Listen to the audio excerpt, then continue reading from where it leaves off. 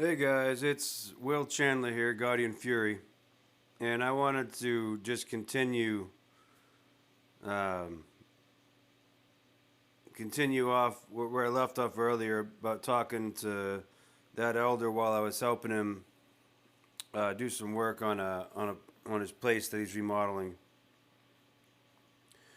Um, one thing was encouraging in talking to him is he asked some details about some of the abuse I went through and uh, even about I've been very open about what I went through, the rape, the beating, all that, right?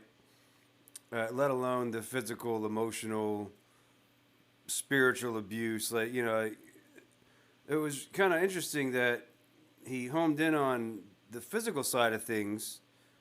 One, asking my definition of rape. I'm not going to get into that on YouTube, but yeah, you can, it's pretty easy to define.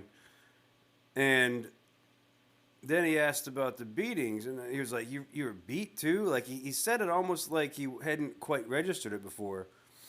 And I was like, "Yeah, I've expressed this to you multiple times, and 10 years of it, And anyway, I bring that up because one positive side effect so far, one huge positive side effect so far of me talking to him and him asking, I've given him all kinds of details about my life, my abuse, the effects it's had on me, how the domino effect or consequences of that abuse and how it has made my life at times feel like a living hell. Granted, I'm in a great place now, but for a lot of my life, it sucked. I mean, there's no getting around that. It is what it is. I've told them about multiple times holding a gun to my head and just wishing for the strength to pull the trigger.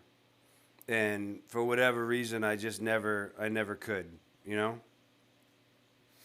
Yeah, I've told them about holding a knife to my heart, the same thing. Like, uh, I always felt like I wasn't supposed to take the final step, but I wanted to on many occasions.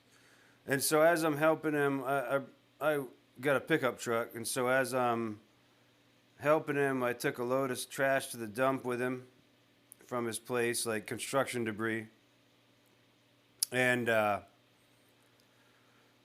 cool thing on the drive there is he said, I think that in a case of child abuse, that I would have to go to the police now. You've changed. He basically said, you've changed my opinion on it, and that he would feel obligated to now go to the police to report child abuse.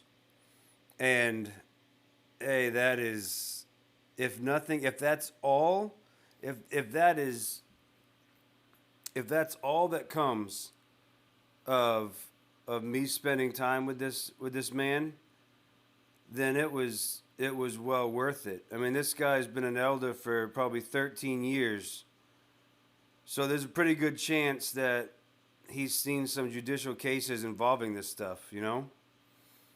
Um, and I really want to reiterate again, though, he really is a genuine guy that wants to do the right thing, and that's evidenced by the fact that he told me that he would have to go against the direction of leaving it in Jehovah's hands and saying it's up to the family to report.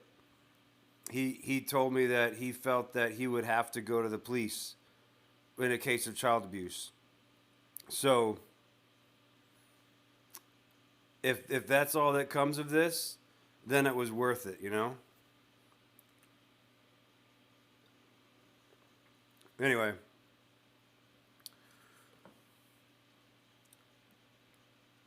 another thing I talked to him about is the Freemasonry. I'm kind of setting up the Freemason connections to get into the Spiritism that exists there in the Watchtower, and I'm going to be tying that all in with J.D. Parsons, the guy that they quote in the Reasoning from the Scriptures book about the cross. They use him to try to justify or to try to prove that Jesus wasn't killed on a cross. The problem with that is the man also wrote another book trying to prove that Horus is Jesus and Jesus is Horus. So this man that they're trying to do that with, to use as a proof, they're trying to use him as a proof of biblical truth, yet this man is directly opposed, diametrically opposed to the message of the Bible and to who God is, to who Jesus is. So you can't use him. And the reason I got into this stuff is, so J.D. Parsons, Reasoning from the Scriptures, 1989, also page 89 is where it starts in the book. Insight from the Scriptures also quotes J.D. Parsons. So they have this man that's a known spiritist that's trying to prove that Jesus is Horus, and that's who they used to try to prove that Jesus didn't die on a cross. Yeah. And so then go back further, go to Johannes Grieber. I'm sure most of you know who Johannes Grieber is, but his Spiritist Bible he put out in 1937, and for verses like John 1:1 said that it was spirits that told him, it was angels basically, whatever, whoever he wants to say, some form of spirit medium. Him and his wife were spirit mediums, and he tried to say that it was spirits that told him how to translate John 1:1 different from what the Greek states. I have multiple quotes showing that from the Watchtower. And then, again, remember the J.D. Parsons connection, the Egyptology connection there. What is the symbol for Horus? The symbol for Horus, the Egyptian god Horus, is the winged sun disk. Go back to C.T. Russell's books. What did he have on the Divine Plan of the Ages and all this, a helpful hand for Bible students? His original set of books, the winged sun disk, the symbol for Horus, Horus's name in pictogram form, basically, was on the cover of all of Russell's books, along with pullouts, sheets for showing the pyramids and how the pyramids prove God's plan. Freemasonry. That's what it is.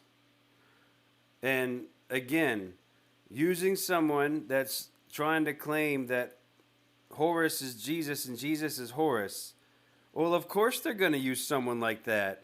Their founder believed the same thing. Look at the symbols on his books.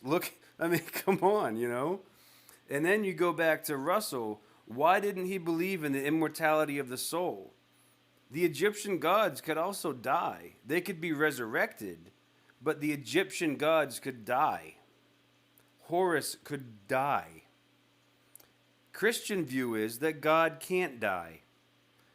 A true God can't die. The Christian view. Now, a false God can die, but the God cannot. Again, connect the dots, right? And so I went over I went over a little bit of Freemasonry with him, and some of the Spiritism connections. So I'm setting the stage for in the next few weeks, showing him all the proof, to include the all-seeing eye and the convention center in Denmark. That about the time that Google Earth started getting big is when JW headquarters put that one up for sale, because it's obviously worshiping Horus. I mean, you can't make that design by mistake. It is the all-seeing eye with the pyramid, the JW Convention Center in Denmark. I think it's sold at this point a couple years, but look at the timing and when they sold it, when Google Earth was getting big. So they were trying to get rid of the evidence, right? That's my opinion. I can't prove that part of it. Hopefully it's just that they didn't need it because they didn't have enough witnesses. But anyway, so got into that stuff with him and setting the stage for it. And yeah. So, this video is at about 10 minutes. And I think I'm going to cut this one short because to do the next part, to talk about everything that I talked with at our Barnes & Noble meetup the other day, it's probably going to take a little bit too long. And I also want to reiterate that I have an email address that'll be in the description that if anyone wants to talk, excuse me, if anyone wants to talk to me about anything, just, you can shoot me an email. Don't be offended if I don't respond right away, especially depending on the topic. I don't like to respond quickly, especially if it requires some thought, because I view that as kind of rude. I want to actually put some thought and thinking and reasoning behind how I respond to you and get an idea of how I feel. I'm going to mull it over. Just like you go back in history, you look at like the Iroquois Nation, and it was considered rude to respond immediately to someone's question for that exact reason. Because if you didn't take the time to actually consider what someone had said, that kind of was viewed as you brushing it off. Like you didn't value, you couldn't be bothered to actually put a lot of energy into that conversation or what someone asked you or what someone thought. And I find myself that I've very much been the same.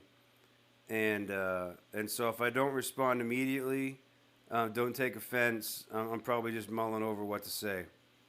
And of course, if it's more of a lighter subject, then it'll be faster. But especially when we get into some serious stuff, there's a good chance I'll be picking what I say. Out of respect. It's just out of respect. But anyway, this is Guardian Fury. Y'all have a good one.